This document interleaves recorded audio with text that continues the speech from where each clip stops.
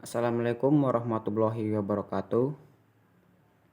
Baik, di sini perkenalkan, nama saya Riki Wahyu Pratama dengan NIM C1F018022 Prodi Ekonomi Islam. Di sini saya ingin mempresentasikan hasil tugas saya, yaitu tentang akuntansi syariah pertemuan ketiga.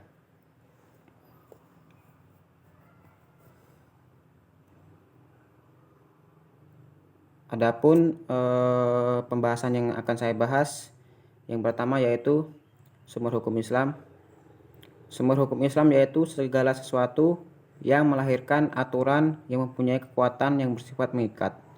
Sumber hukum utama Islam ada tiga, yaitu pertama Al-Quran, kedua sunnah atau hadis, yang ketiga ijma dan qiyas.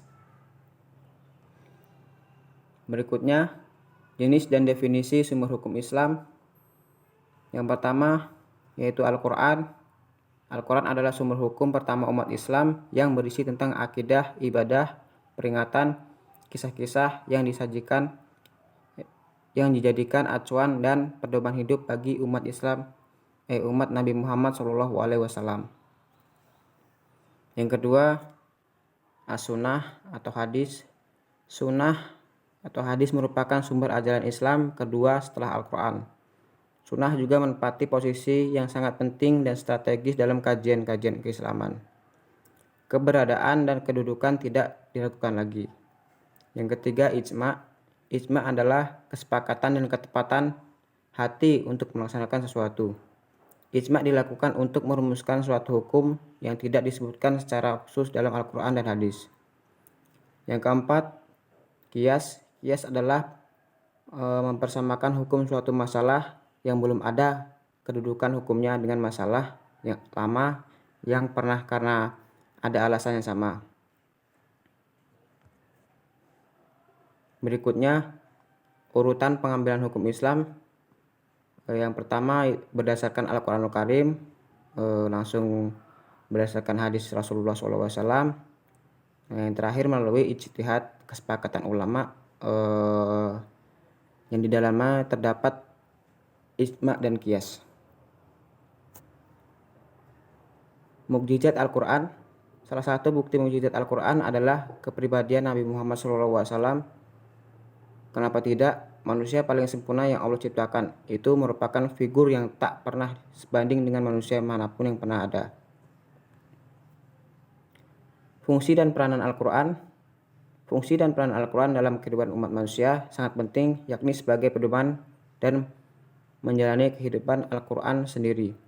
Merupakan mukjizat yang diberikan Allah SWT kepada Nabi terakhir atau penutup para Nabi, yakni Muhammad melalui malaikat Jibril. Dalam kehidupan manusia, Al-Quran memiliki beberapa fungsi, yaitu pertama sebagai Al-Huda atau petunjuk, yang kedua sebagai Al-Furqan atau pemisah, yang ketiga sebagai As-Syifa atau obat, yang keempat sebagai Al-Ma'uziyah atau nasihat. Peran Al-Quran. Yang pertama, peran Al-Quran untuk kehidupan manusia menjelaskan masalah yang terjadi pada umat sebelumnya, penyempurnaan dari kitab-kitab sebelumnya, memantapkan iman Islam, tuntutan dalam menjalankan kehidupan. Yang kedua, peran Al-Quran sebagai sumber ilmu. Pertama, ilmu hukum, ilmu sejarah Islam, ilmu tentang pendidikan agama Islam, ilmu tauhid, dan terakhir ilmu hukum. Fungsi as-sunnah. Yang pertama yaitu memperkuat hukum dalam Al-Quran. Yang kedua, menjelaskan atau merinci isi Al-Quran. Yang ketiga, menetapkan hukum baru yang tidak dimuat dalam Al-Quran. Berikutnya, fungsi ijma.